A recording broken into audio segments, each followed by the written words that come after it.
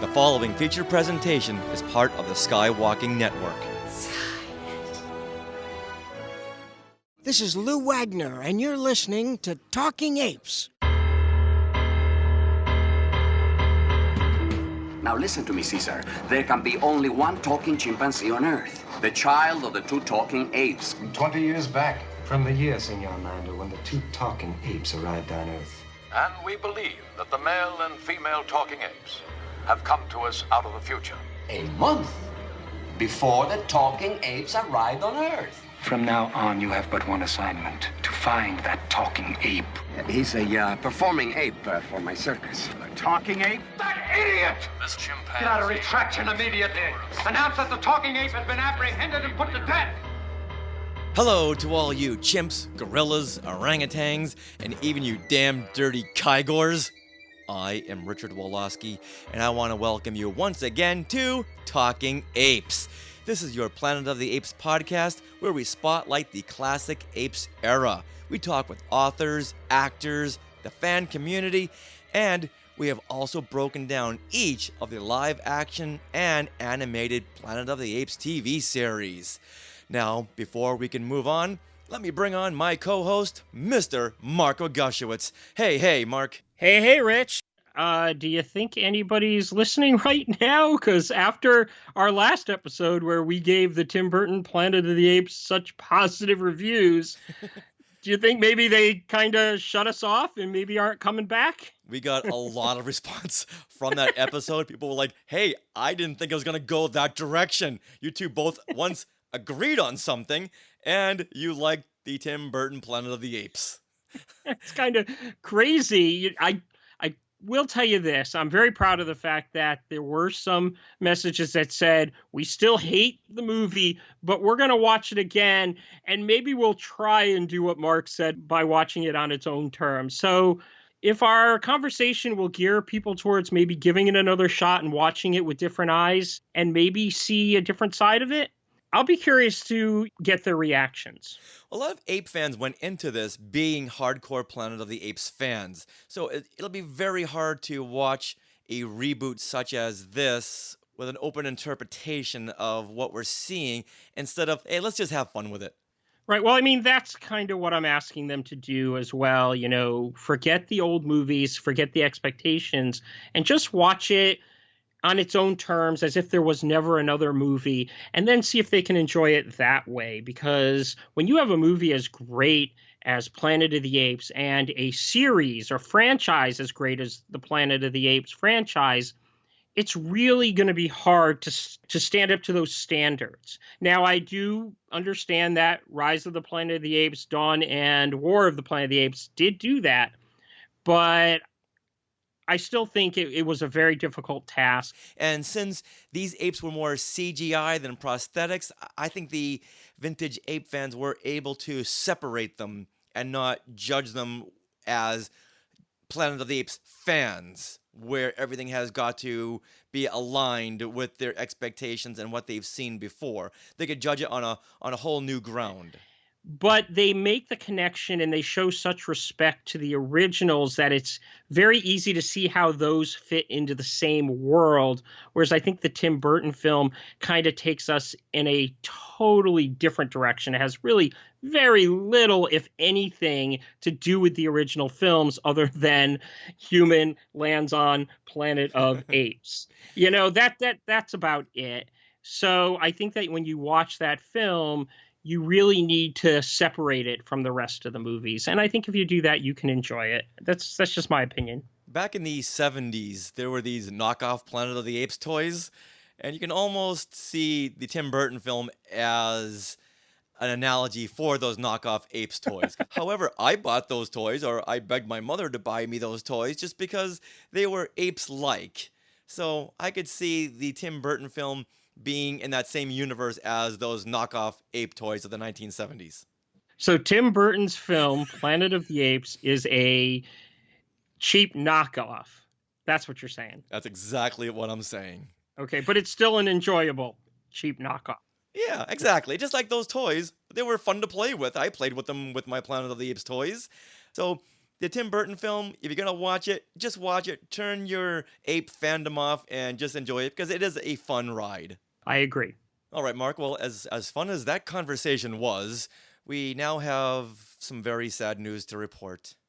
We would like to dedicate this episode to an ape cosplayer, Angela Gibbons, who just passed away on May 20th. Now, we met Angela back in 2014 at the Kamikaze Convention. She was with the Ape City cosplay crew, and she was there as Zira. Yeah, this was the very first time I had seen a group of Planet of the Apes cosplayers, and we were so excited because we had just started Talking Apes TV 2 months earlier. So we were all up in vintage apes fandom, and we went to this Kamikaze convention held here in Los Angeles without even thinking we would see any kind of apes representation. And Mark, we turned the corner, and there they were. There was Zira, there was Lucius, there was an ape's guard. So I said, Mark, get the microphone out quick. And we pulled out our microphone, and we got this very fun reaction with the Ape City cosplay crew. Now, Mark, we're over here with Zira and an ape guard. Let's ask them if they know about their Planet of the Apes TV series. He's my right-hand man, Julius. He takes care of my humans for me. That's right. And you were not nice to Taylor in jail, were you? Why would I be nice to a human? No, humans are inferior to apes. Look around here at Kamikaze. Can you still say that? Absolutely. I'm disgusted. I'm just trying not to throw up every time I look around so here. Many ugly humans around here. So many ugly humans. But Zira, you like Taylor. He did have bright eyes. He did. And now you did kiss him at the. It's all people ask about. Okay, now there's a question. General Urko. Do we know of this gorilla? Am I supposed to?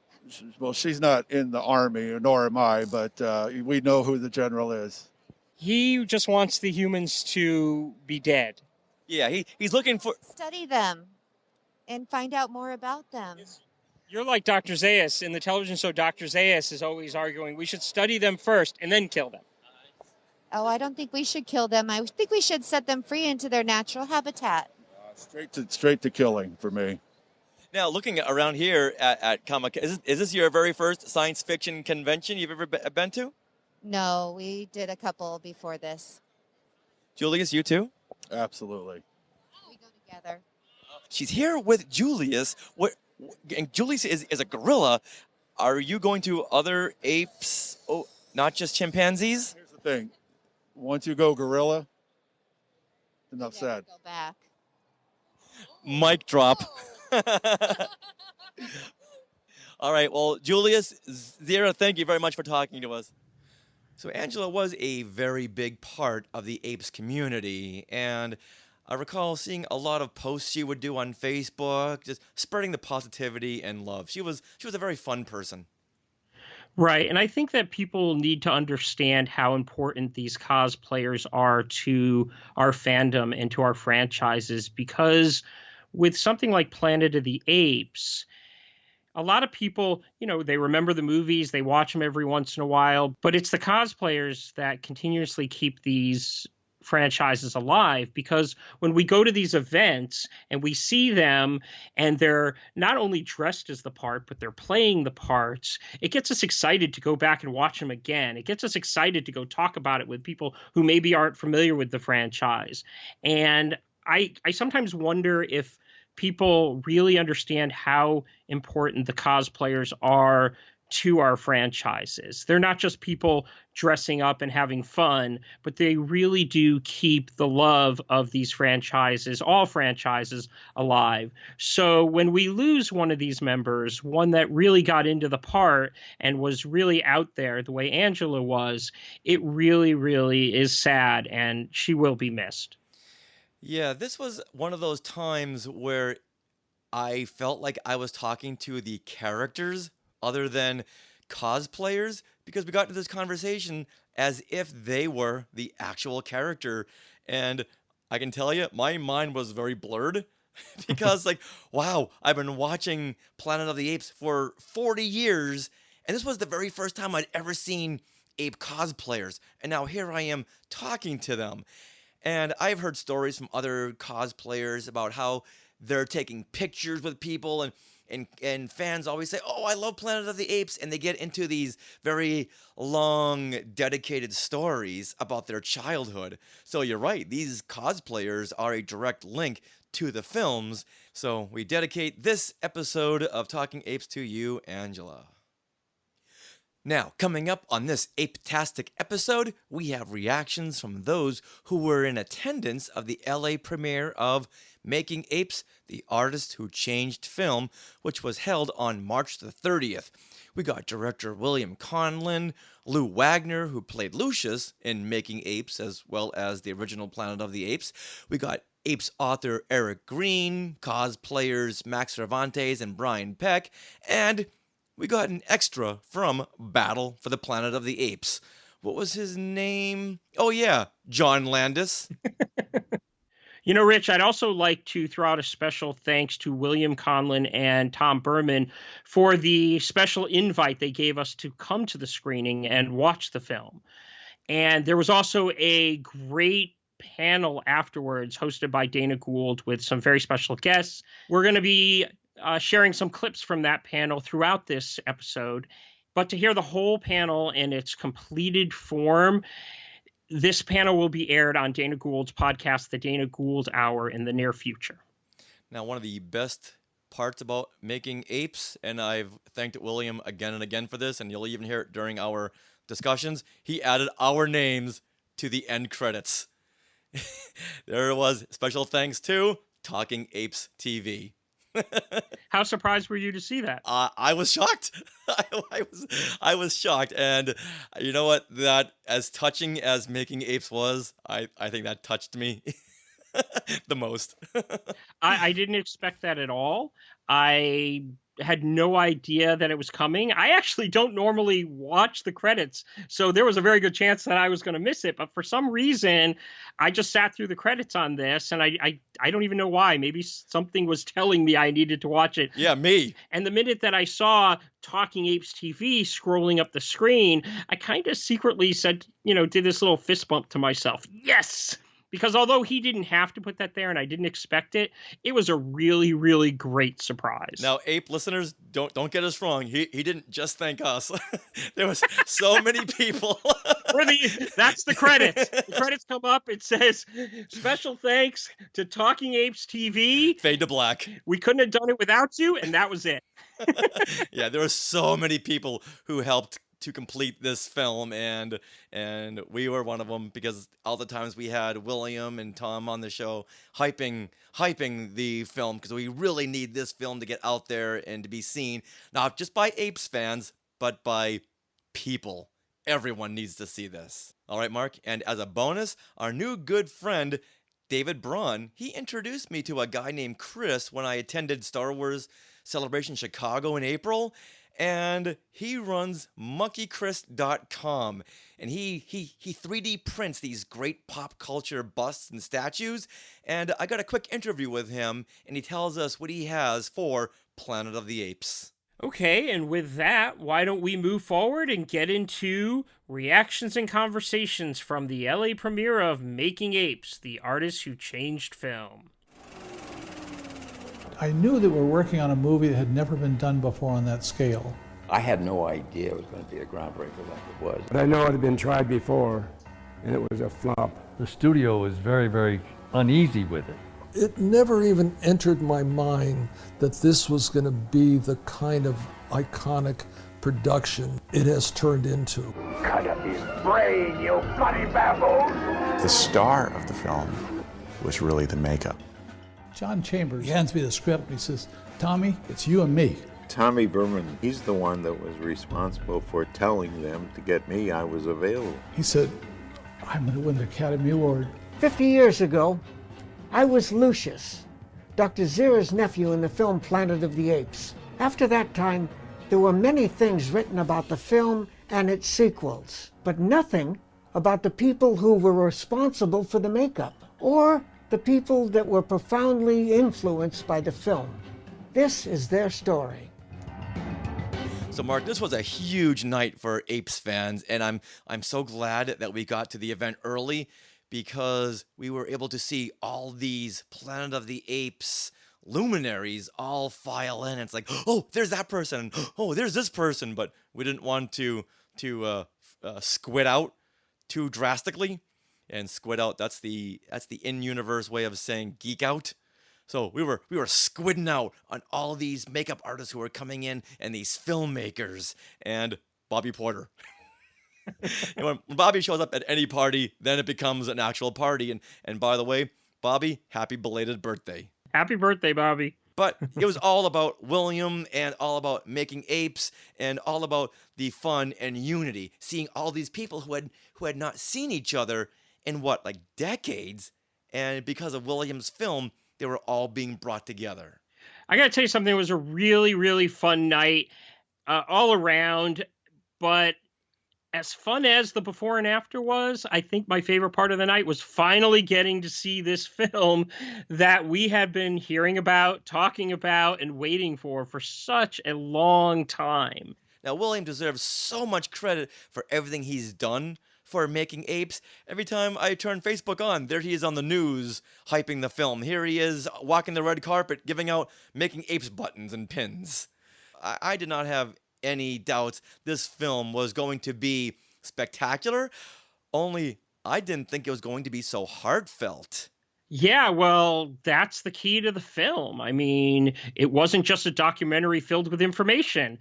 It really, really did have a human story behind it. You know, for a movie called Making Apes, and we're going to hear this, people will say this a lot in the clips that we're going to play, but for a movie called Making Apes, it was very, very much a human story. But when it started to delve into the relationships between the artists and the makeup artists and the filmmakers, and the stories were digging deeper and deeper into their own personal lives, and every once in a while you would hear a sniffle coming from the back, from the sides, and it once again, it was really, really touching. Yeah, I think a lot of people were surprised by how emotional it was. And you're going to hear that in some of the interviews. I was surprised by it because, well, I'll just give you my really quick reaction to the film. And it is that as much as I was going in to watch a documentary to get a lot of information, I thought it was going to be a lot of stuff like, you know, and this is the issues that we had. We were starting up with a whole new makeup process and the studio's problems and the problems creating the makeup. And it was going to be a lot of facts about makeup.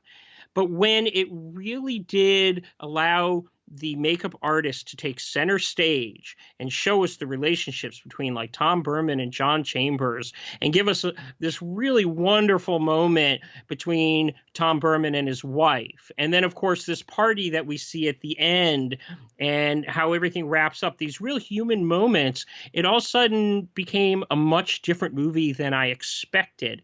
I got all the information like you get in a lot of behind the scenes documentaries. I got new information, some really interesting new information that I'm not going to say here because I think that experiencing it as it comes on the screen, that discovery is so much fun. So I'm going to leave that to the audience to experience. I got all that.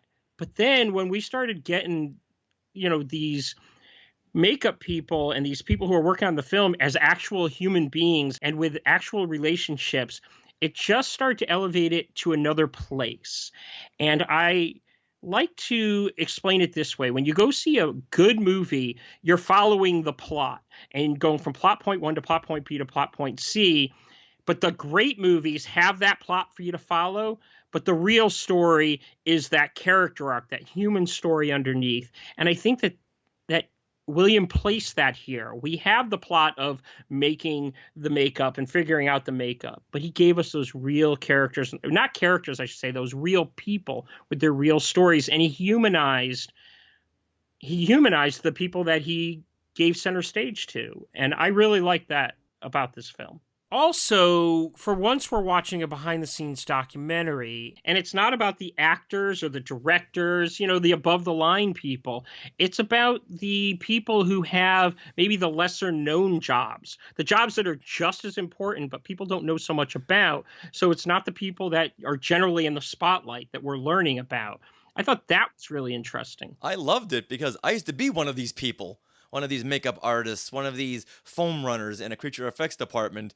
So it was, for me, I felt a very personal touch with this film because these were people who put so much of themselves into their work, not just doing the work that they're paid for. You know how some people will say, hey, that's above my pay grade, I ain't doing that. No, these people, they took it to heart. They put everything they could into making these prosthetics for Planet of the Apes something that people have never seen before, something that people will never forget. They didn't just look at it as a film that might play for 1 or 2 weekends and that'll be it. They put so much of themselves into it, and it shows. It shows in the actual work, and now we get to see and hear stories about what went into the work that they put into making these films over 40 years ago. What's really great is we get the other stories too, the personal stories, the tension that, people had with each other because, when you're put into this kind of situation with this kind of pressure, things happen. Although if you're going into this film to learn about the makeup, you are going to get that. It is all there. Now, we do have to mention that the Planet of the Apes prosthetics and makeup was so revolutionary that in 1969, John Chambers won an Oscar for his outstanding makeup achievement in Planet of the Apes. Didn't they create that Oscar for him? Yes, they did. It was an honorary Oscar, so they couldn't ignore the work that was done in this film. They had to do something. Right. Well, as we're talking about all this stuff that we love about the documentary, one of the people who's responsible for all this was director William Conlon. And we got to talk with William after the screening.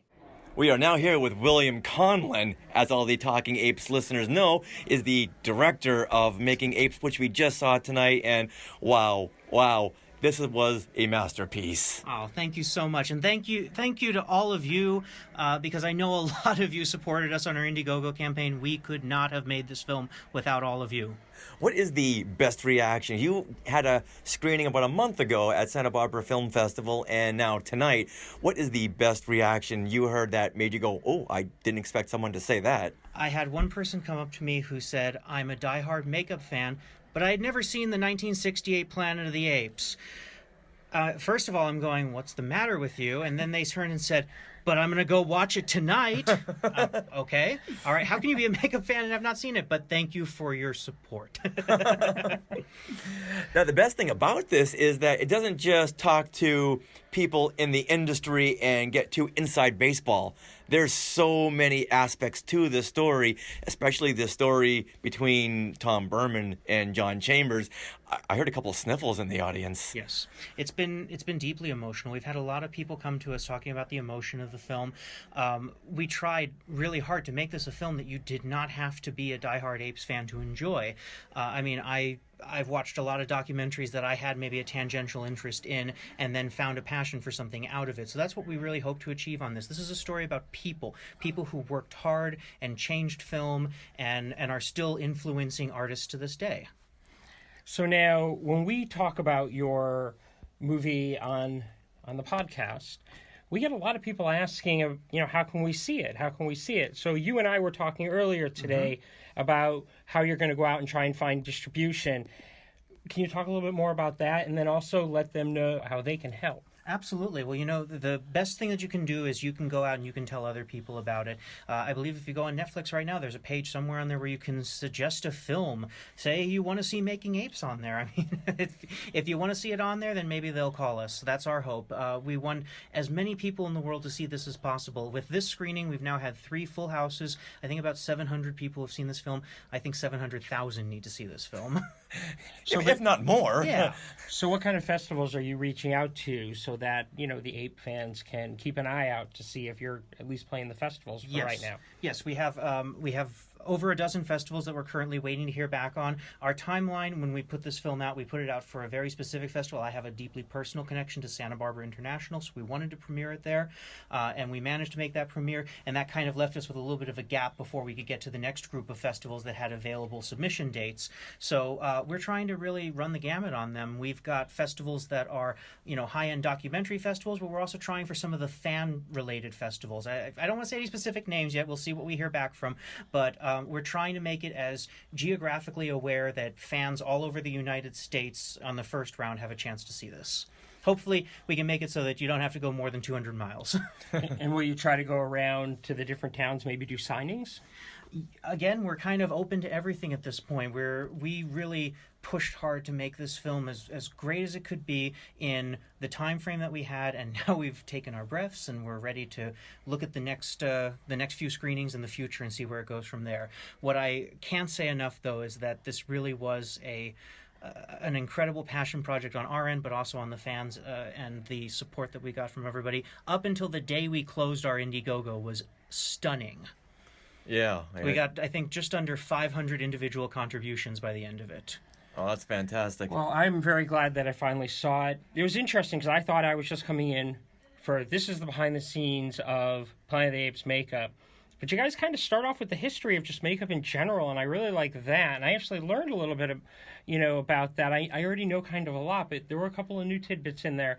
And then it turned into Tom's story. Yes. And that was actually really interesting, too, because it kind of humanizes who these makeup people are, but not only the makeup people, but the people in the industry. Because people, when they see the people in the industry, they kind of just see them as, rich and famous, and, they don't really see them as human beings. Yeah. But there were a couple of moments here, not only the one where he, talks about John Chambers, but there was a moment with his wife that was it just really humanized them. And I really liked that. And I really appreciated that. Well, thank you. And that kind of goes back to what this project was, which was two families working very hard. Like you said, my mother, the producer, my father, cinematographer. I directed this. And then on the Berman side, you had Tom Berman, executive producer and main subject, Barry Berman, executive producer, Max Berman, our post-production supervisor. This was two families that came together, and it kind of shows you the makeup history with families. You've got the Westmores, the Dons, the Phillips, the Bermans. I mean, this is an industry where being in Hollywood would be a generational thing. And you've been shooting this for 4 years. Our first shoot was 3 years ago today, and we did about a year of pre-production research before that. So we've been working on it for 4 years, shooting for 3. All right, you've said in the Q&A that you've got hours and hours left of footage. So many hours. Can we see that on YouTube? Can we see that in the special edition part of the DVD? We're working out the details on the Blu-ray DVD combo right now. We're going to have some amazing special features on there. I know for sure that one of them is the panel that we had at Monsterpalooza last year. Another one is the complete, unedited, and uncensored conversation between Tom and Guillermo, which is an amazing 35-minute conversation on the history of Hollywood and the CIA and F-bombs flying and everything. So it's just a great conversation between the two of them. We're working on a few extras on there, and then we're going to put the rest of it up on the YouTube channel. We've got so much to talk about. We have literally touched the tip of the iceberg. It's a very complicated film because there's so many pieces, but at the end it's like, wow, I just saw so many different stories, like Mark was just saying, the beginning of special effects through all these personal stories. Did you write that in the beginning, or in the editing do you go, hey, there's a story here we can roll in? We found a lot of it in the editing process, but it was kind of a mixture of that, and leading up to the editing process, Tom and I spent countless hours. I couldn't even tell you how many weeks and weeks and weeks we spent going through the interviews, going through the transcripts. The transcripts for this film were 2,500 pages long in 2 very thick binders. And we had to just kind of flesh out these different narratives. And then I said, Tom, what do you think about maybe intertwining them? And suddenly you saw it take shape. You started to weave in and out of these different stories. And again, like everyone's saying, and we're so glad that they're getting it, really part of our goal was to make this a story about people more than apes. Yeah, when I walked into it, I thought it was just going to be about the making of Planet of the Apes and the special effects industry. Roddy's doc did a great job of that, and that's the textbook. We're I don't know. That's the textbook, and we're the romance novel. That's a very good way of putting it. We are grateful to our supporters, and we're also grateful to the incredible post-production people who took their time to work on this for us. And we're so grateful that you got someone like Dan Strepek. Oh, it was a dream come true because he was our first interview 3 years ago today from the time we're recording this. It's just stunning to think that it was that long ago. Was there anything new about Planet of the Apes that you learned about while making this? Like, how did I not know that? A ton for me, because honestly, I grew up with the Apes films. I love the Apes films. I'm a fan, but I'm not a diehard fan. I didn't approach this as a diehard fan. And when I took this project on, I got the Blu-ray set and I put them in and I watched all 5 of the films in a row. I watched Roddy's documentary, I watched the special features, and I said, can I approach this, from the outside rather than giving, that fan service? If I mean, everybody who knows me knows I'm a Trekkie. If I approached a Star Trek documentary, I'd just be nerding out about everything. So, it was hard enough interviewing Michael Westmore. But no, I wanted to approach this from a documentary point of view rather than a fan point of view, and we made sure that we got a lot of the fan things in there. But it really had to be a story about the people and what they did. You had screened this at Santa Barbara Film Festival a month ago, like we just said, and that was not so much an Apes audience. Tonight was an Apes audience, but back then you had the general public. At what point in the film did you realize this is working for a general audience? About 45 seconds in, when John Landis said that makeup artists can fuck a movie, and they all just started blurting out laughter. I think I knew we had them at that point. But there was a lot more to it. I mean, there's little subtle moments in there, and you could hear the shock in a single moment. You could hear the laughter. You could hear the applause. There were some triumphant moments in this documentary when these artists did amazing things and people applauded to that. And that touched me deeply. I knew at that point that we had something really special. That's great. Tell us what you're working on now, because whenever I look on Facebook, there's William doing this, and William shooting this, and William at the zoo, and William on a red carpet. Well, I mean, I work my daily job is I work on some wonderful local television shows in Santa Barbara, so that's what keeps me going most of the time. I'm in very, very early research on a new documentary. It is Hollywood related. That's all I can talk about. Is it about Talking Apes, the podcast? Is it about Tim Burton's Planet of the Apes? Maybe we'll be skywalking through Neverland, too. Well, oh my! How did I not know about this? William, once again, you should be very, very proud of yourself. We're very, very proud of you, and we can't thank you enough for adding our name to the credits. Thank you guys so much. So once again, Ape fans, you've got to go over there to Netflix and Amazon and wherever, and just please, you've got to recommend that they get Making Apes. And one more thing I want to bring up from our discussion. Mark, you were so right. There were so many fantastic personal moments between Tom Berman and his wife. I loved that part of the film. Talking to William and seeing that kind of was his intent, was to humanize the story. I think he did a really good job, and I think it really comes out. No, very, very much so. And that's the part I can't wait for the Ape fans to see. Another thing that I really liked about talking with him here was to learn how much of a family effort this film was. I didn't realize it was his dad that did the camera work. I knew that his mom was producing it. Yeah, big shout out to Gary Conlin, William's dad, for doing the cinematography, and he's at all the events shooting behind the scenes footage, and to his mom Harlan, who we'll talk to in just a little bit. She was the producer, and you're right, this was a very tight-knit family unit, just what we saw coming across in the film. So no wonder William tapped into that so well. He had all around him that great support. That's a good point. Now, after the film, there was a Q&A hosted by our good friend Dana Gould. I love saying that because he's now our good friend. And it featured director William Conlon, executive producer and makeup artist Tom Berman, actor Bobby Porter, composer Sean Patterson, makeup artist Matt Winston and Vincent Van Dyke, and Lou Wagner, who played Lucius in Making Apes and Planet of the Apes, and Mr. Interruption himself, John Landis. In the Q&A, like we had said earlier, it's going to air in its entirety on the Dana Gould Hour podcast sometime in the near future. As we're recording this right now at the end of May, it hasn't been there yet. All right, with that, let's hear from Tom Berman about why this is the time to do this film. Originally, I just wanted to document the people still alive who worked on the film because when I was an apprentice, I loved hearing the stories from the old guys that I worked with. I knew Marilyn Monroe's makeup artist, Elvis Presley's makeup artist, and so Clark Gable's. And they would tell me these great stories of the golden age of Hollywood, and I thought, God, those are brilliant. And then I realized the stories are gone, and they're gone. Right. And then I realized I'm one of those alta-cockers now. And so I thought, I better document the people that are still around to get them on film because it was a turning point in the film industry, and that's how it all started. As sad as it is to say, yeah, we're losing these makeup artists very, very quickly. So highest kudos to them for picking the right time to make this film. Right. I mean, just over the last year, we've lost a number of people that are in this film that we wouldn't have heard from at all if they had waited any longer.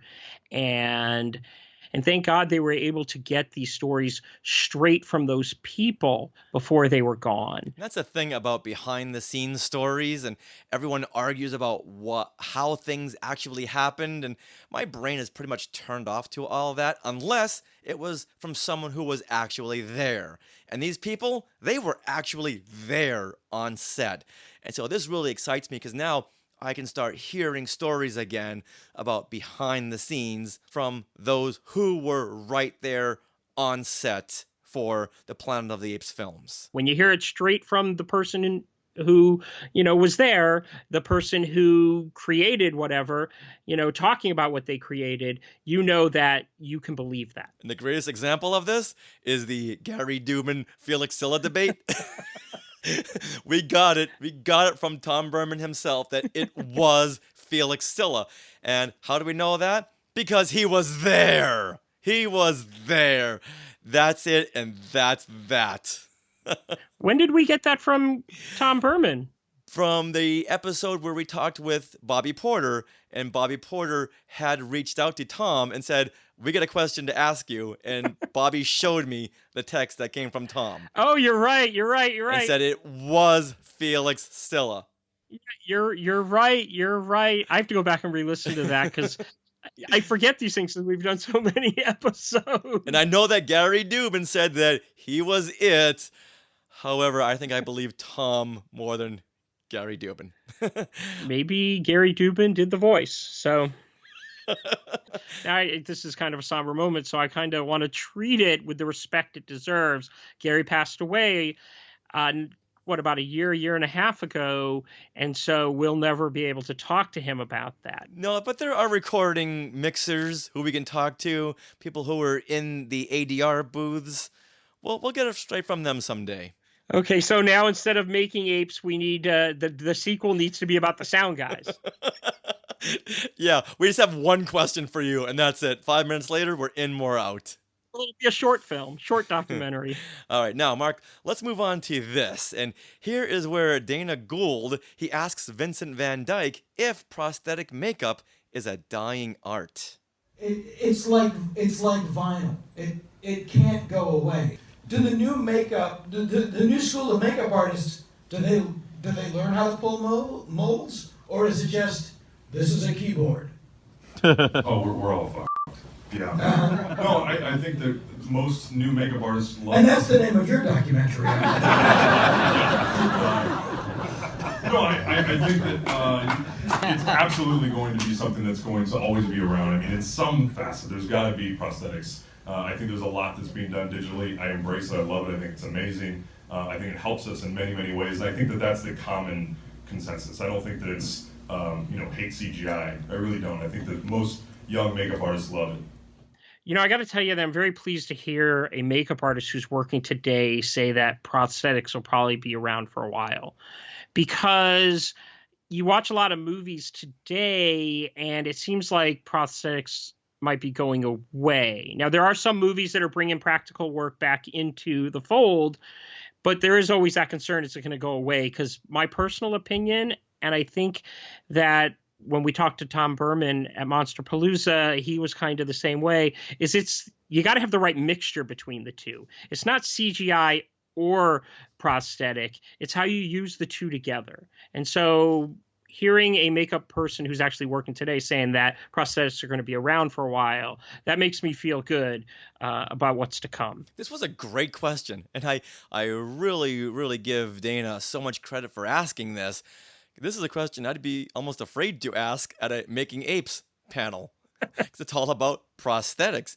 But yeah, is it a dying art? Because we've all seen what digital makeup can do in the last few Marvel films. They don't even need prosthetics anymore. They just put red dots on the actor's face, and months later, they've de-aged them. So we no longer need the old person makeup. It was always very hard to get an old age makeup to look perfect. I think the one example I can think of right now where it really worked was Dick Van Dyke in Mary Poppins at the very end when he was the banker. That makeup looked fantastic. But with this new digital makeup, I think it looks flawless when you see these actors who look like they did 30 years ago. I think that's pretty much the way we're going, and because it works. Now, why don't we get into our conversation with director John Landis, who directed American Werewolf in London, which has arguably one of the most famous uses of prosthetic makeup ever in the film's transition from man to werewolf scene. He, as we said earlier, was part of the panel that followed the screening, and after all that was done, we were able to catch up with him in the lobby and ask him about both his role in Battle of the Planet of the Apes and, of course, his reaction to the documentary Making Apes. I really enjoyed it. I thought it was very emotional for me. Yeah, can you tell us about your part in Battle? My part in Battle is mostly cut out. But I was the nanny I was a human, and I was the nanny to Roddy McDowell, the Caesar's son.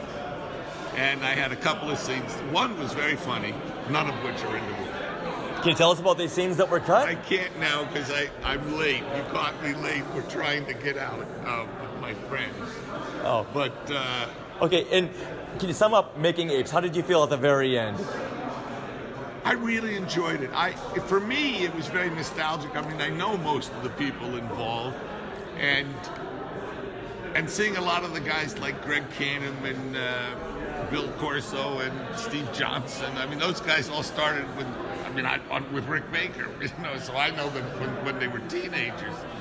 Yeah. And I met Tom and John when I was a mailboy. I was 17, so And a few years after you were a mailboy, you were doing Animal House. No, I made Animal House when I was 27, so that's 10 years. Well, at this stage in my life, that's a couple of years. Not so fast. It was a long time. All right, well, thank you very much. I just wanted to say, just yesterday I was listening to you on the Joe Dante's podcast. Oh, yeah. Talking about musicals. Right. It was fantastic. Oh, good. I just wanted to, when I saw you, I had to tell him that. Thank you very much. I'm glad you enjoyed it. All right, thank you.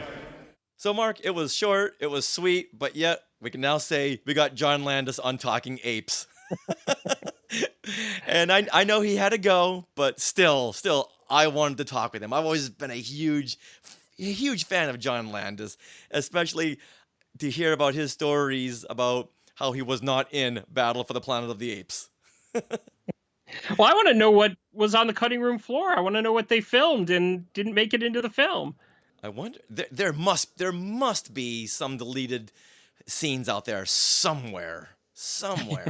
There's gotta be. Now, oddly enough, a friend of mine, Trisha Barr, her uncle was also in this scene as well. He was also in Battle for the Planet of the Apes with John Landis. So, got to have him on the show and find out what exactly was shot that we never seen, and maybe he remembers something that is lost to time. I do want to mention, for those who might be interested, because I stop him before he leaves, and I tell him that literally the day before I was listening to him on Joe Dante's podcast. So if anybody's interested in knowing what I was talking about, the podcast is called The Movies That Made Me, and he's on the podcast talking about musicals. And it's a really, really great episode. So if you were curious what I was talking about, that's what that was. I did find it really weird that I've never listened to John Landis on a podcast. And literally the day after I'm listening to him on a podcast, I run into him at a screening. Well, guess what? Now you can hear him on 2 podcasts. All right, now let's talk with Brian Peck. Now, many ape fans know him because he's a major collector and a Zaius cosplayer. In fact, he's the one that does our show promo as Dr. Zaius. Hello, I'm Dr. Zaius from the Planet of the Apes, of course. My favorite podcast to listen to is Talking Apes, even though it's hosted by filthy humans. Now, let's hear his reactions about the film and his contributions. Now we're here with Mr. Brian Peck, Mr. Cosplayer, Mr. Apes, everything. Tell us about your feelings after seeing Making Apes. My feelings after seeing Making Apes is that I'm thrilled and honored that I got to even be a part of it in any small way. I mean, Barry and Tom and Will have been so kind to thank me about a billion times for the handful of things I helped them with, and I can't seem to impart to them clearly enough that it was my honor and that I should be thanking them because, you know, I grew up such an ape nerd and such an ape geek. The fact that I've gotten to come full circle and be involved in anything ape-related is like, you know, a dream come true. And, you know, the fact that Tom Berman put Dr. Zaius makeup on me is pretty much near the top of my bucket list, if not at the very top of the bucket list. So it was cool to see the finished film, which is amazing, and I had no idea that it was going to make me cry. I mean, it's got so much heart. It's such a lovely movie. Yeah. So what was your biggest contribution to the film? I mean, they were all tiny little contributions that were just, you know... One thumbprint. Where can we find that? Well, you know, I loaned them a lot of the artifacts that appear in the film, and the lawgiver statue, and the costumes, and some prosthetics, and a lot of stuff you see in the movie. I supplied them with some photos, and then Tom very kindly asked me to be the person that he put in Dr. Zaius makeup, so... And that was you walking down Hollywood Boulevard putting the rose on John Chambers' star. It was. That was an interesting afternoon in full Dr. Zaius makeup and costume. Interestingly enough, it was last July, and it was about 104 that day, so I got to experience what the actors on the original film really, really felt like to wear that full costume and makeup in really hot weather. And it was also interesting because ironically, just the week before, I had been in full Dr. Zaius makeup and costume for Comic-Con. And every single day I was, you know, swarmed by hundreds of people wanting to take photos. Then a week later, I walked down Hollywood Boulevard and no one even looked at me. It just seemed normal, I guess, to find an ape on Hollywood Boulevard. That was one of the funniest parts of the whole movie. There's Dr. Zaius walking down Hollywood Boulevard and people are just walking by him like it's Joe the neighbor. Yeah, I was actually thinking if I took photos, maybe someone would tip me. I might actually make some money, but it was fun. No, it was, I mean, listen, I've had the pleasure of getting made up as ape characters previously. Never have I been made up as Dr. Zaius by one of the original makeup artists. Not one of them, but like the guy, Tom Berman.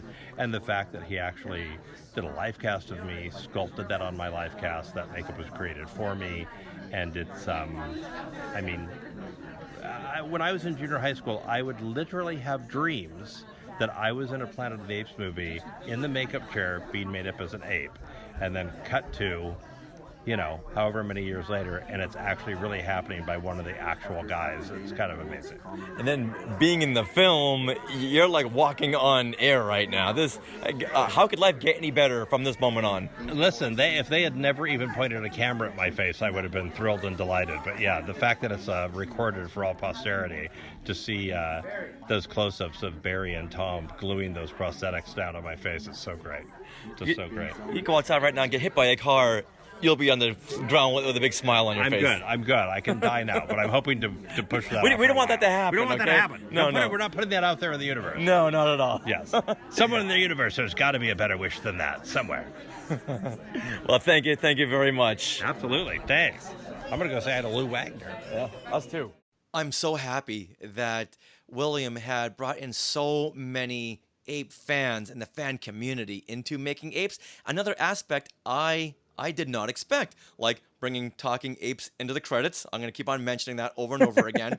And the fact that he got Brian Peck to be in the film, because when you do see it, there's a great sequence all about makeup artist John Chambers, and we see Brian Peck walking on Hollywood Boulevard with a rose, and he puts it on John Chambers' star, as well as talking with ape cosplayers at Monsterpalooza. And once again, Brian had loaned William and the production of Making Apes these great props to use in the making of the film. So I love that when filmmakers use the fan community to help make their film. It's got to be a real thrill to be getting this ape makeup being put on by one of the original artists, Tom Berman himself. Yeah, that's going to be right there on your bucket list.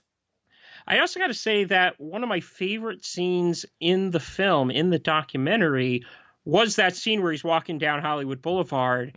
And I just didn't know if anybody else noticed this until after we were done watching the movie and people started saying they noticed it. But as I was watching the film, he's walking down Hollywood Boulevard and it's like he belongs there. Nobody's really paying him any mind. If anyone's ever been to Hollywood Boulevard, they don't give someone like Dr. Zaius a second look. They don't give Chucky or Freddy Krueger or Darth Vader wearing a very ill-fitted costume or a Wonder Woman that should not be wearing clothes that tight. They don't give those people a second look anymore. You would figure that this Dr. Zaius walking down Hollywood Boulevard would have turned heads, though, because if you've been to Hollywood Boulevard, Superman doesn't look like Superman. Spider-Man doesn't look like Spider-Man.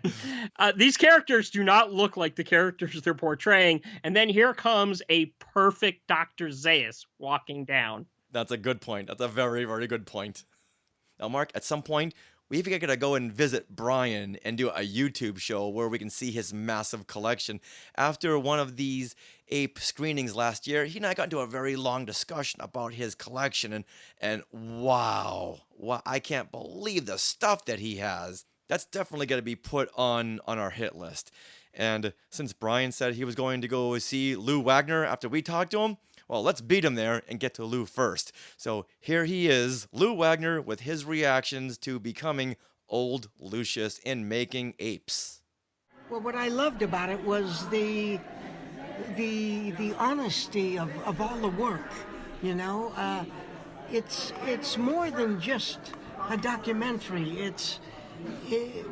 When you see this film, you begin to realize what Planet of the Apes meant to hundreds and hundreds of makeup people and directors and actors, you know. I mean, and it's 50 years ago. So it just lasts and lasts.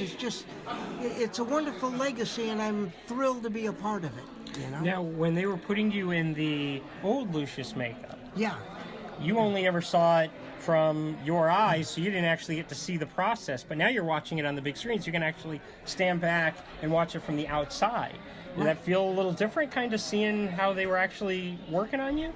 Well, I knew how they were working on me. Right, you know, but you didn't get to see it. Yeah, it was only after I started seeing the paint being applied, and it was a different type of color, and my hair was not brown, it was white, and then I began to realize that, oh my goodness, this is older. And then they said, yeah, this is him 50 years later. So they didn't let you know beforehand that you were going to be older Lucius. You thought you were going in to see, and they were putting the same makeup on. That's what I surmised, yeah, but no. It was a pleasant surprise. And when you started seeing all the gray and everything, did you look at him and go, hey, I'm not that old? Yeah, there were so many emotional pieces to Making Apes. What was the one part that really touched you? The end of Making Apes, where Tom Berman was talking about making up with Johnny Chambers, you know, that, you know, well, I teared, you know. I think everyone teared at that part, and there's so many emotional scenes in the film. And it's also so lucky that they did the film when they did, because 3 people have already died, and people are dying all the time now, you know. So. Yeah, it's good that they're all capturing this now, as opposed to waiting another year, where it would have been too late to get some of these people like Dan Strepek. Yeah, Dan, yeah.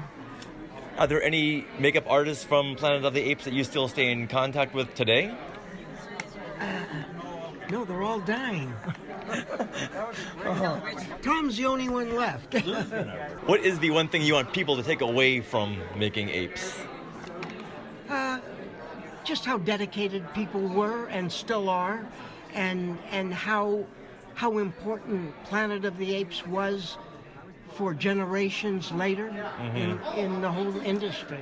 If Lucius saw this film tonight, what would he say?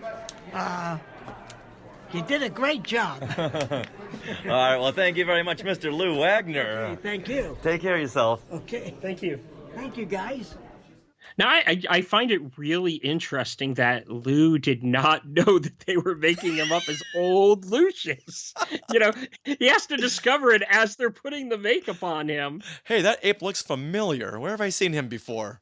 Right. So it's always a pleasure talking to these ape actors, especially someone like Lou, who's got a wealth of experience behind him. He's still with it. He loves telling stories. So at some point, we got to get him on a longer episode, just telling us every story he can about being on the set of Planet of the Apes, because then we can believe it. Yeah, we definitely should get him on. Now, something else I had learned from this Q&A panel was the origins of the ape horns. I love these horns, and I could never figure out how to recreate them. And I tried to look it up, and how is this being done? How can I replicate this? And I never could find the source. And they talk about how Jerry Goldsmith created these ape horns. And John Landis, well, he went up to Jerry Goldsmith and he asked him, and here's the story. And I said, Jerry, you must tell me, what are the horns? And he said, Shavua. And I, oh my God, he used shofars. You know, on Rosh Hashanah, on Jewish New Year, the cantor blows the ram's horn. Right. And there's 4 different calls. And you blow this, they're hard to blow. And if you, in Planet of the Apes, that's that sound that's so weird when the gorillas come in. Yeah, crazy. The shofar. Lyrical sounds, crazy. Yeah, he used really radical instrumentation. I love finding this out because I grew up Jewish. I went to Hebrew school. I heard those shofars being blown. I should have recognized them when I heard them in Planet of the Apes, but I didn't.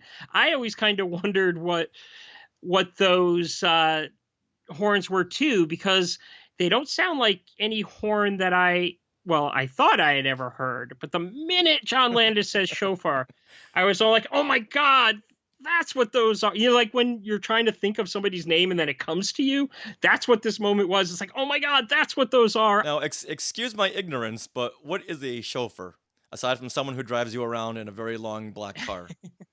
It's basically made out of a ram's horn that the Jewish religion will blow in religious ceremonies like Rosh Hashanah and Yom Kippur and stuff like that. And it's also really hard to blow, because I remember the rabbi would bring us up as kids and he'd have us blowing into it, and you'd be blowing and you could not get this thing to make a noise. So it's a real skill to be able to get a shofar to make the noise that it makes. And now to find out that it's in Planet of the Apes, because I too had gone looking for these sounds and never got an answer anywhere I looked. You know, you type in Google, I never got an answer. And here it is. John Landis gives us the answer. So now, are you saying that the gorillas are Jewish in Planet of the Apes? Hey, maybe. If they can blow them, that tells you something. Could be. All right, now, Mark, let's hear some more reactions from that night. And here we have Apes author Eric Green, everyone's favorite friend, Max Cervantes, who loves Tim Burton's Planet of the Apes. Sorry, Max, I had to throw that in there. And then we were joined by a guy named Travis. So now we are here with Eric Green, author of Planet of the Apes as American Myth, Race, and Politics. Did I get that full title? Yeah, Planet of the Apes is American myth, race, politics, and popular culture. That's the one. And Max Cervantes, who was on our last episode talking about his favorite Planet of the Apes movie, Tim Burton's Planet of the Apes. Max, just stop it right there, okay? Stop it right there. I'm making such a sour face. Did you like how I edited to make it sound like that you only said positive things about it? Yes, and my lawyer will be in contact with you. That's not the film we're talking about right now. We want to talk about Making Apes. We all just saw it. And Eric, what did you think about it? I thought it was great. If you look at the original Planet of the Apes, it's a bunch of artists, makeup artists and musicians and sound designers and production designers. They're all playing at the very top of their game, and no one more than the makeup artists. And this film does a great job at giving praise and giving the due honors to those folks who did so much and who were so excellent and created this apes phenomenon that so many of us have loved now for 50 years. It's a really nice tribute to all of them. They did a very, very good job. Now it's a year at the top tier of Planet of the Apes fandom. Was there anything in this film that you had not known about until now? Yeah, that's one of the things that's so pleasurable about it. Every time I've worked on an Apes project, a book or a DVD commentary or something, I'm always trying to find what's the new angle, what's the new information that no one's ever been exposed to before, because I wanted to keep it interesting for folks. And you'll see revelation after revelation, if it's personal stories about behind the scenes or the way people came to be part of the project. There's so many pieces of Apes lore and Apes history that you won't have seen before. So even if you've read all the books and you've read all the magazines and fanzines, there's still something new to sink your teeth into here. They did a really great job. My jaw dropped a few times. I thought I knew everything. Right. But it's like, well, where did this come from? Exactly, yeah. Now, photos you've never seen before. So much about this was great. Okay, now, at what point did you shed a tear? Well, they do get really personal about the relationship between Tom Berman, who was basically the apprentice that John Chambers was training, and they had this partnership that really made the original film so successful. And as often happens in the course of careers, there are personality differences and creative differences, and so there was really a rupture between the two of them, and it was sad to see.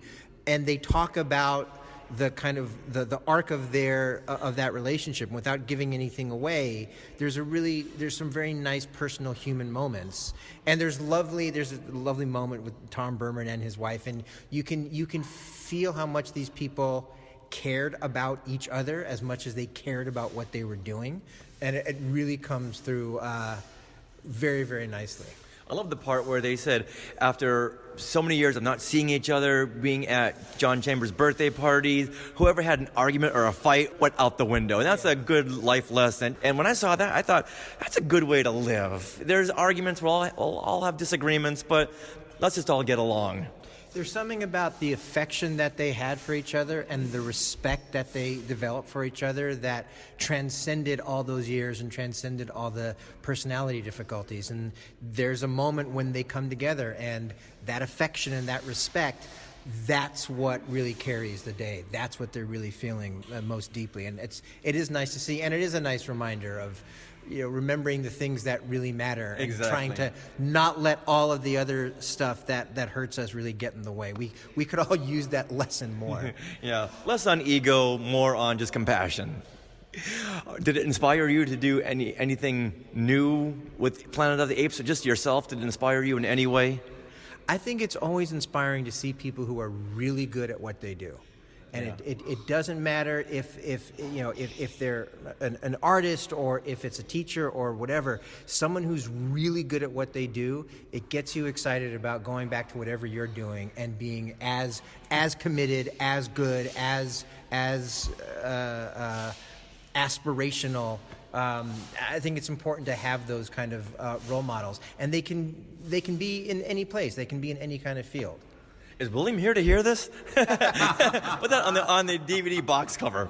Right. Do people make DVDs still anymore? Yes. All right, Max, let's hear your reactions. Well, the movie is titled Making Apes, but really the movie is about humans. And it's about the very human story that all these people went through in working on this such amazing movie that we all love. And it was about all of their hard work and their drive and their determination to do the best they could, because there was an awful lot riding on making the original Planet of the Apes be successful. their careers, their jobs, the future of the studio, all hung in the balance. And you really get to see this very human story about these amazing artists who are truly breaking ground. In it, Tom Berman spoke about the fact that John Chambers took all of these very raw but very talented people that he handpicked because he knew these were the best people he could try and find to make the best movie that they could and make the makeup look the best it could. And you really see that very, very touching story about that, about people's emotions and clashing and not getting along and getting along. And to me, there was such a great moment in getting to see that footage. I'd heard about it for years from other friends of mine about John Chambers' birthday party that they threw for him. And getting to finally see that was really, really incredible and touching. And I can't tell everybody out there to go see Making Apes, because it was just so good. Another great scene was that one sequence shot at Monsterpalooza. And there's a whole bunch of ape cosplayers, including a guy dressed up as Cornelius. Any insight to this gentleman? Oh, he's a hack. No. And he loves Tim Burton's films. Yeah. No, that was me and my buddies Mike Levitri and Martha Fine and Don Gibbons and a certain occasional orangutan named Eric Green, and that was us, and we just wanted to do it because we just love it. We weren't paid to be there. They didn't know we were going to be there, and we just showed up, and it was awesome. So did you know before tonight that you were going to make the cut? No, I had no idea, because William hadn't told me anything, because I'm friends with William, the director. We got to be friends because of meeting at Monsterpalooza and our mutual love of apes and other things. And I had no idea I was going to be in it. So when I saw ourselves up there in full ape makeup and costume, I was blown away. And even more so, it was one thing to see yourself up on screen. It was really touching, and they didn't need to bother to give us credit at the end, and that was really sweet of them. But I was surprised, like what Eric said. I was really surprised. There was an awful lot of things I learned about that even I, after all these years, didn't know about Planet of the Apes. I didn't know that the famous director John Landis played Roddy McDowell's human slave in battle. I didn't know that was him. We talked about that in episode 1, I think. And how long ago was that? How 40 many years ago. How many bananas ago was that? You expect me to remember? Please. No, there was lots and lots of stuff. So again, to all the ape fans out there, you have to see this. When it becomes available, whether you're going to buy it streaming or physical media, buy it, support it. You're going to love it. So if there's someone in your life that you know that's not a big Planet of the Apes fan, but you want them to see this, what would you tell them? I would tell them that this is it's a documentary about people's human story, about making very inhuman creatures seem to have emotions, and that you will love the people in their triumph of making this work. Okay, that sounds great. We are now here with a new friend. Tell us your name and how you're related to Planet of the Apes and what you thought of Making Apes. I'm Travis. I'm just another fan. I'm a friend of these two guys, and I was lucky enough that Eric called me and said I got an extra seat, and I was able to get on here barely. But I had two overriding thoughts, and maybe contradictory. One, as I mentioned to Max, it's great to see a film about filmmaking that just wasn't all about the actors and the director, the above the title people, but the people actually did it. And as you say, in this film, even though it had great set building and acting and writing and costuming, it was the makeup. If that didn't work, it wasn't going to work. That said, however, I kind of wish it had some commentary from the actors about what it's like to act through all that makeup and the psychology of it. In a way, it's a very old kind of acting. Go back to the Greeks with the full mask, but here it's much more interactive, obviously. And I've heard snippets of things over the years from Roddy McDowell and what have you. But I remember in that AMC doc that Eric was in, Kim Hunter talked about being freaked out by it. It was like kind of disturbed her the first time she saw herself in the mirror trying to emote and recognize some part of herself and her instrument in that reflection. I think that would kind of freak you out. So in the Travis cut, you would have more of the actor's point of view. More but less is what I'd have.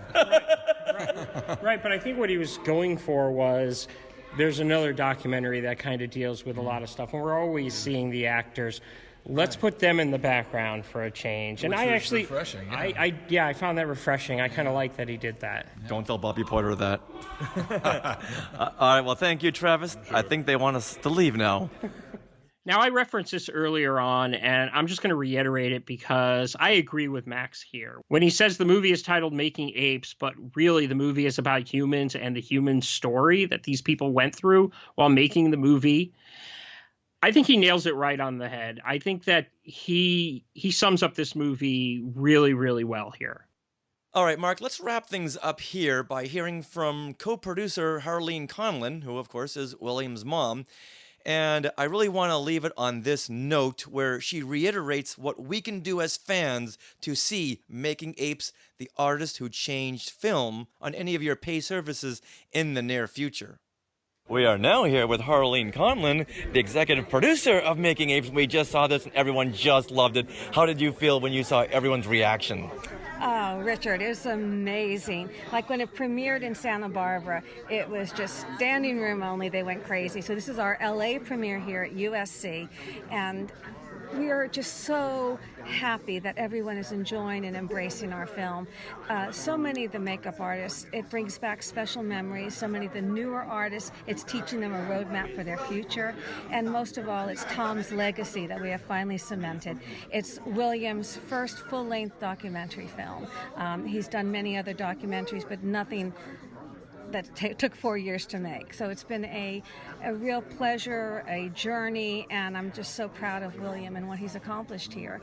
I mean, as a young filmmaker, to sit there and be able to direct Guillermo del Toro or John, or to you know, corral John Landis, to, just all these different filmmakers and historians and makeup artists that he has taken painstakingly time to interview, and he helped Tom with the script, and just working with Tom and Barry has been just a dream.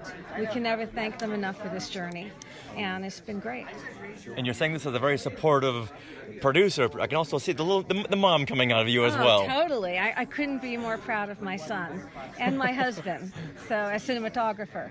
So yeah, it's what we do, and I'm very proud of him. And William has had a camera in his hand since he was 2 years old, and he grew up because of our business. We've been a production company for over 25 years. He grew up around many celebrities, and so he's learned how to work with people, to be very accommodating, and it's just a natural for him.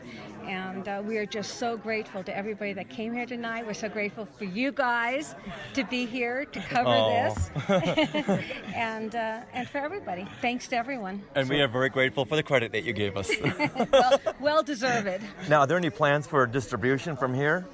Well, that's what we're working on. We have a lot of interest in the film, and we're just going to figure out where to go. We've applied to many film festivals. As you know, we premiered in Santa Barbara International Film Festival. Tonight, our LA premiere. So we're just looking towards the East Coast now and throughout the country.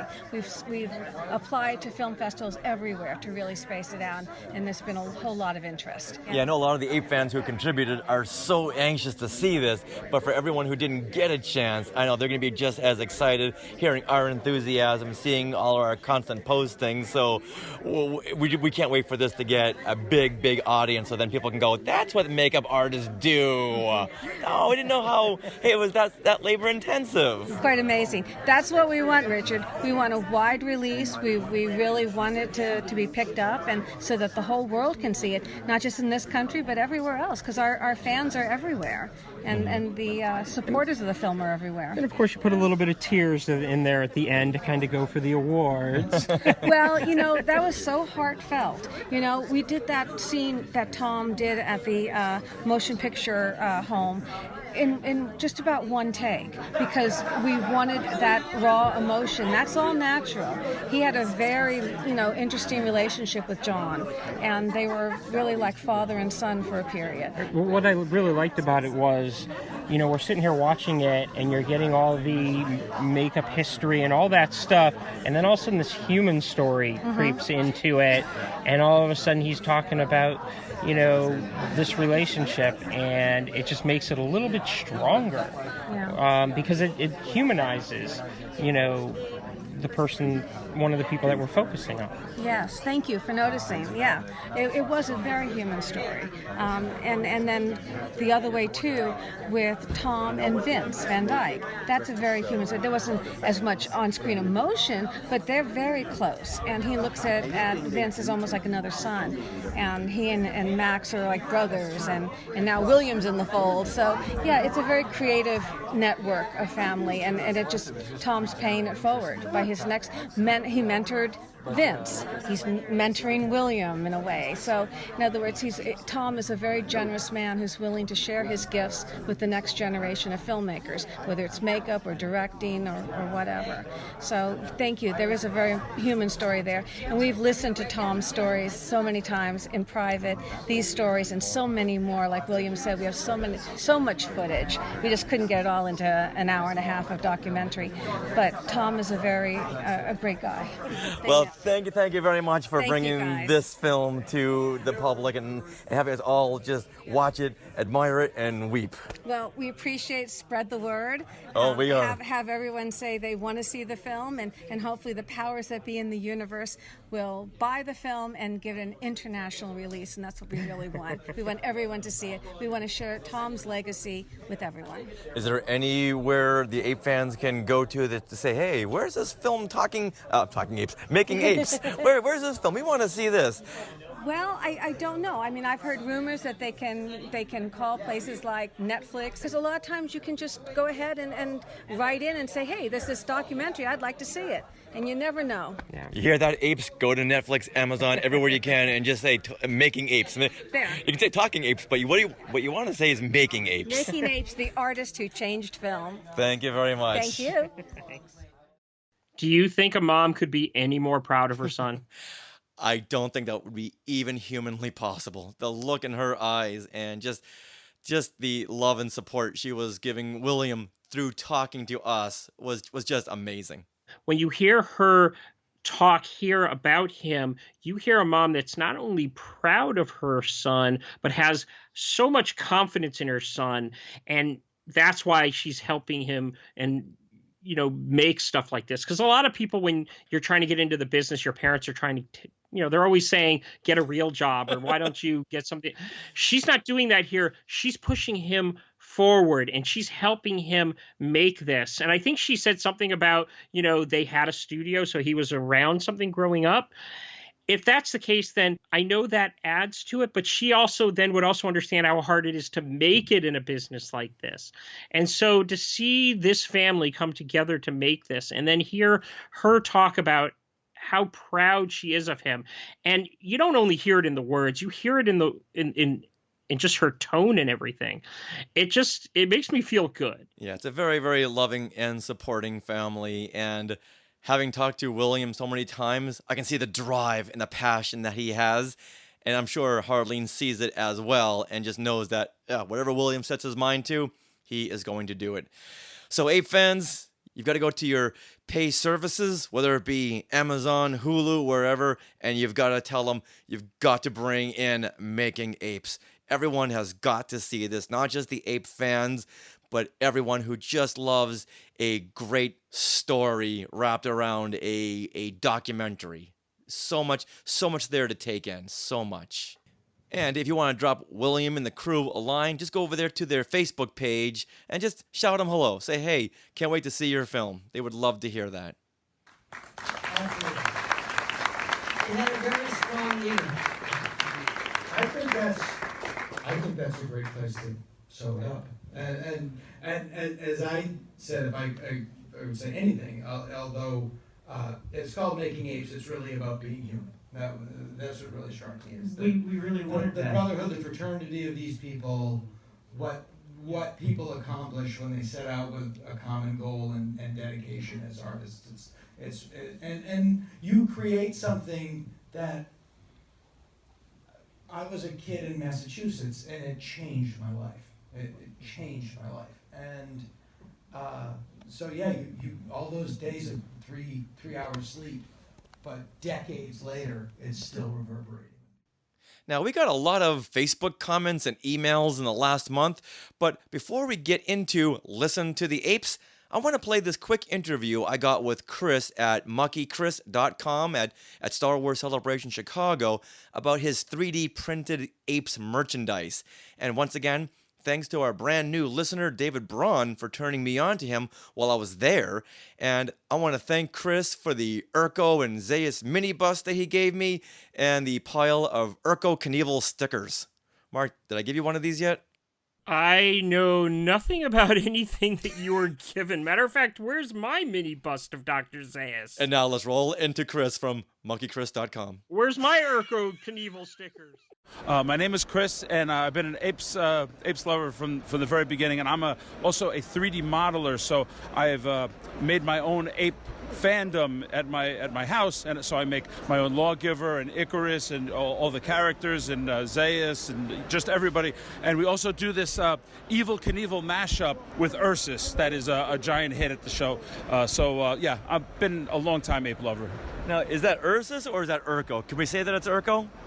Okay, let's say it's Urko. And does that helmet come off? Yes, of course, of course.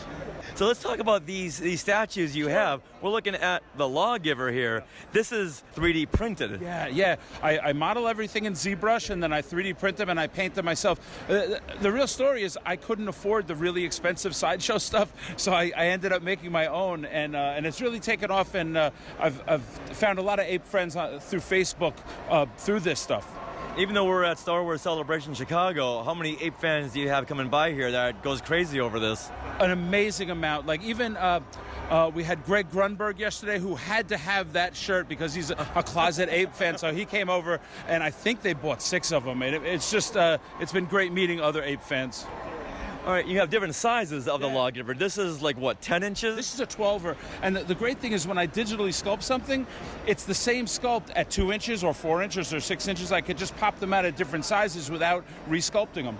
And what's the going rate for the 12-inch? I think it's $100 for the 12-inch, but we have the 6-inch at just $30, so that's more attainable for, the average person. All right, and tell us about the other statues you have over here, the other little busts. Well, I was first famous from making a Yoda Buddha, and that kind of took off. So now I make an Ursus Buddha and a Zaius Buddha and all the characters, pop culture heads on Buddha bodies. So this is a famous one, too. And I'm looking at a creature from the Black Lagoon. There's a Stormtrooper, a Yoda. Is that a Deadpool over here? Absolutely. Anything pop culture now is just kind of taken over. And what do we have over here? Oh, look at this. The Mount Rushmore of Star Wars characters. Yeah, that's the bad guys. I also have one of the good guys, and I'm working on the apes one right now. Oh, really? Yeah, of course. Oh, who's going to be on that one? Well, it's going to be Cornelius and Zira, of course, together, and then Zaius and Ursus or Urko, whichever you prefer. But then we've represented the 3 races. Yeah. Let's throw more of the TV characters in there. I know you're big on Ursus, but if it's Urko, we're all over it. Of course, yeah. So let's make it Urko. Yeah. Okay. So the ape fans out there, they want to get a hold of you. Where do they go? I'm called Mucky Chris, MuckyChris.com. You can find me right there. How about on Twitter? Oh, same thing. I am at 3D Mucky Chris. Fantastic. Ape fans, you got to see this stuff. It is fantastic. I'm loving this. Thank you very much there. Thanks for having me. Wait, let's not avoid this. Where's my mini bust Zaius bust? You know what? And my Urko Knievel stickers. Unfortunately, you had to be present to collect these prizes. It's a little Buddha Zaius and a bust of, it's Ursus, but I got Chris to tell me that it was Urko. And the next time we have a meetup or we're walking around at a convention, well, come on over. I may have a few for you. And Mark, if there's any left over, you can have one. Thanks. And now it's time for Listen to the Apes. We want to thank everyone who entered our contest to win a chunk of the Ape City set that we got while visiting the location at Malibu Creek State Park. And if you haven't seen the video, well, go on over there to the Skywalking Through Neverland YouTube channel. And it's a really fun, like 5 or 6 minute piece that we did. And once again, thanks to Dean Preston for joining us, as well as Max Cervante for being our tour guide. And I'm so happy that we got so many great responses from that video too. So thank you to everyone. And got to give a huge congratulations to Keith Bammel, who was the winner of that set piece. And he sent in a pic of where he placed that within his Apes collection in his Planet of the Apes display case. Mark, did you see that? Yes, I did see it. Well, I kind of saw it. Wasn't it a picture where you couldn't really see it? Well, he's going to make a special display case, so that's the temporary spot. Okay, so Keith, when you get it out there front and center, send us another picture. All right, now with that, here are some emails and reviews we've just gotten over the last few months. This is an email from Chad Boykin, and Chad writes, "Just discovered your Talking Apes podcast. What a great find.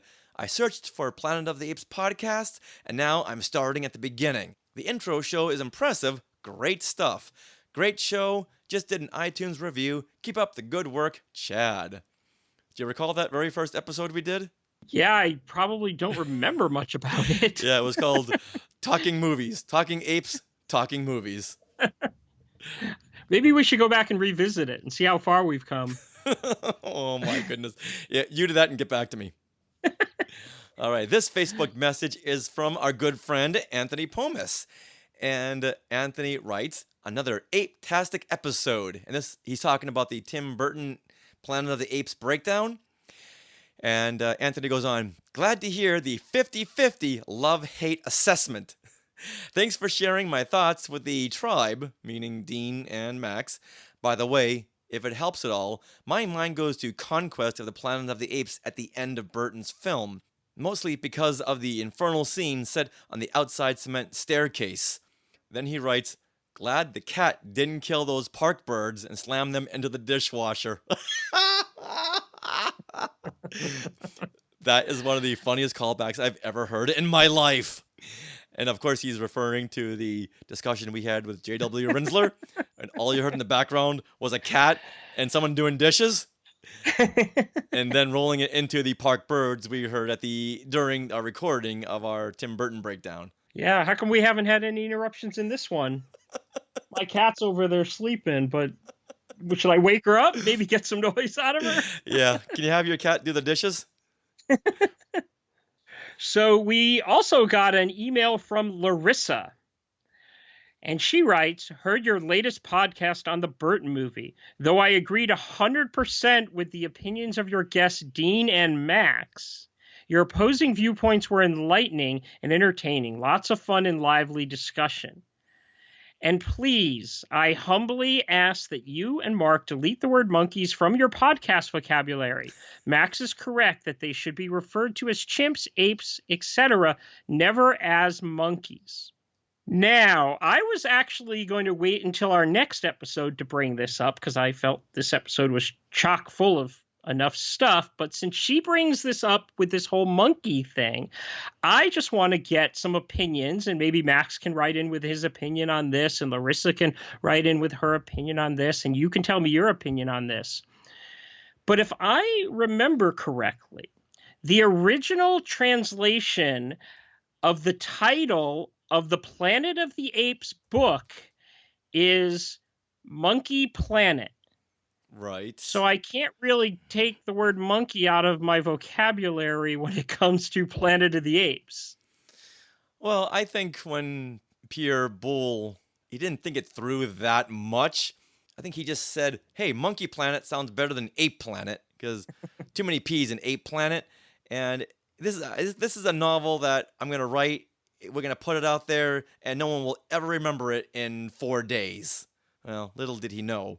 So I don't think that much thought was put into the whole monkey aspect, even though Pierre should have known that, wait a minute, monkeys have tails. My characters in the books, they're all chimps and gorillas and orangutans. They don't have tails.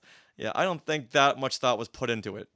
Right. Well, and I got to admit to you, I haven't read the book in a long time, but the reason this came up in my head was, and I'll give credit where credit's due, I was listening to a podcast called Book versus Movies, which is a really good podcast if people want to listen to a really good podcast. And they were doing Planet of the Apes. I was listening to one from way back, and they were doing Planet of the Apes.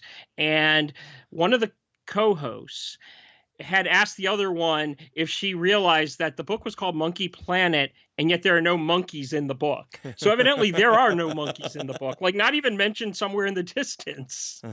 So, but, Max kept getting on my case about using the word monkeys. So I'm just going to say, hey, if the author of the book can use the word monkeys, then how come I can't use the word monkeys?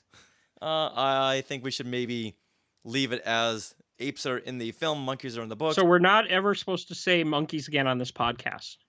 Not when it refers to the animal, but we can refer to the super group, the monkeys.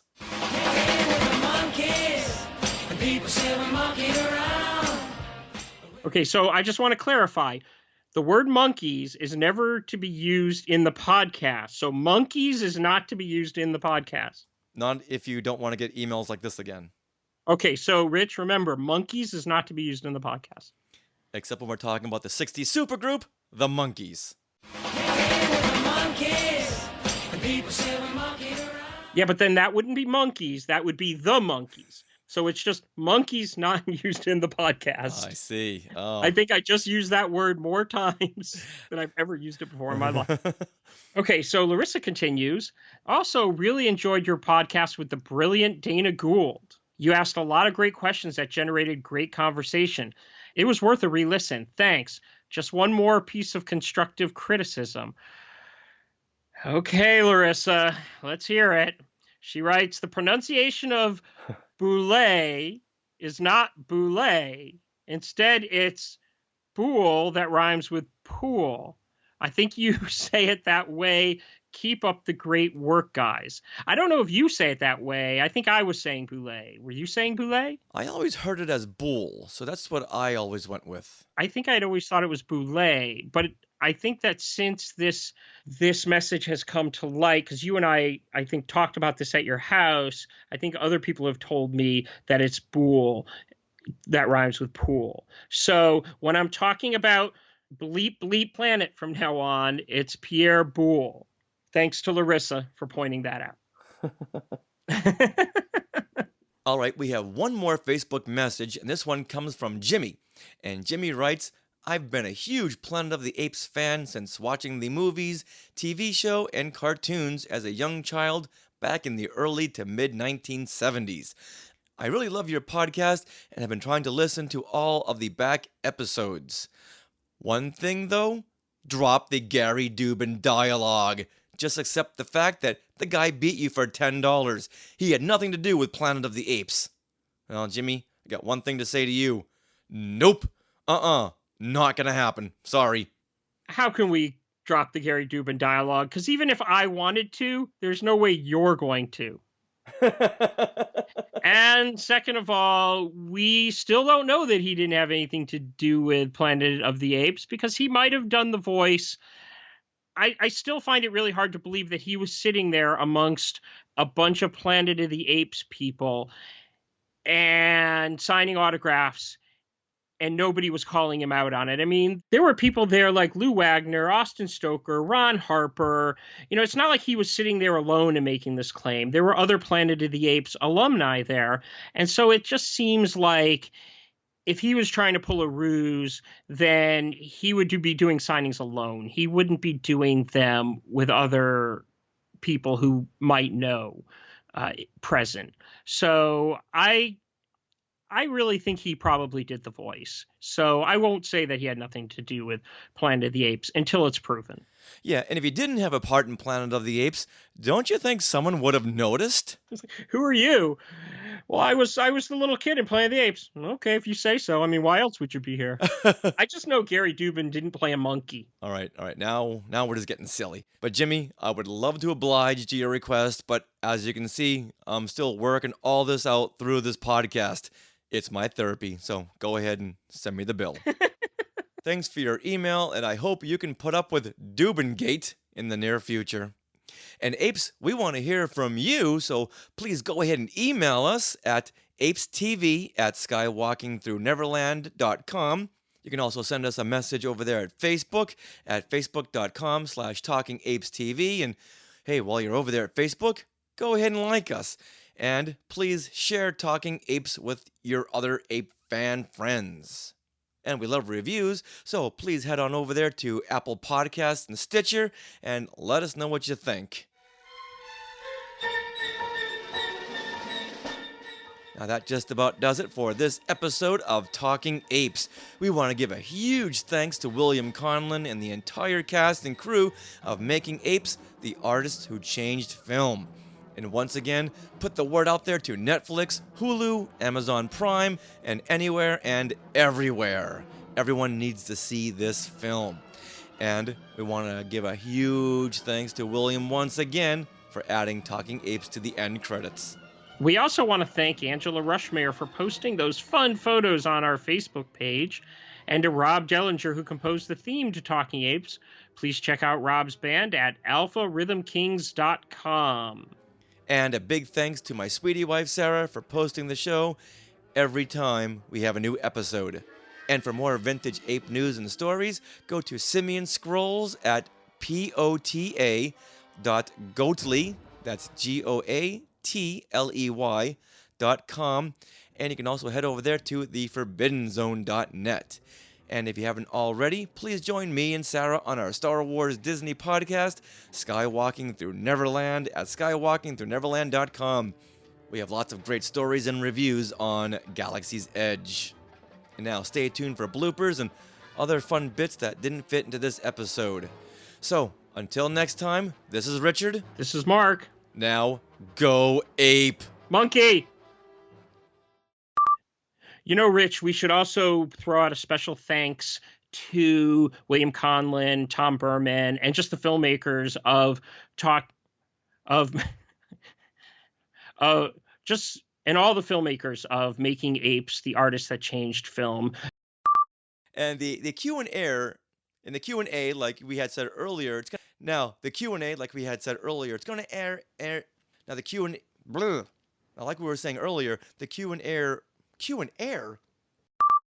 One of the people responsible for all of this was director William Conlon. Vincent Van Dyke, he was the makeup artist, right? Yes. He's not related to Dick Van Dyke, is he? I don't know. Mark, are you part ape? I like to think I'm part ape. I'm a descendant of Urko. Okay, I always considered you a damn dirty humanoid. All right, now let's wrap things up by hearing from co-producer and William's mom, Harlan Conlon, who of course is William's mom, which I just said. You know, regarding John Landis, I've actually met him on a number of occasions, and he's actually a really nice guy. And here's just a really quick story. I was at a place called Magicopolis, and we were in this room waiting for the close-up magic to start. And it was like this really small auditorium, and the close-up magician was late. So we're all kind of just sitting there. And me and my wife were talking, and John Landis, me and my wife were talking about, you know, what other magic shows we'd like to see and where we can go see these magic shows. And there's a tap on my shoulder, and this voice goes, if you want to see a magic show that's really good, you got to go to Vegas. And I turned around, and I'm like thinking to myself, did John Landis just start up a conversation with me?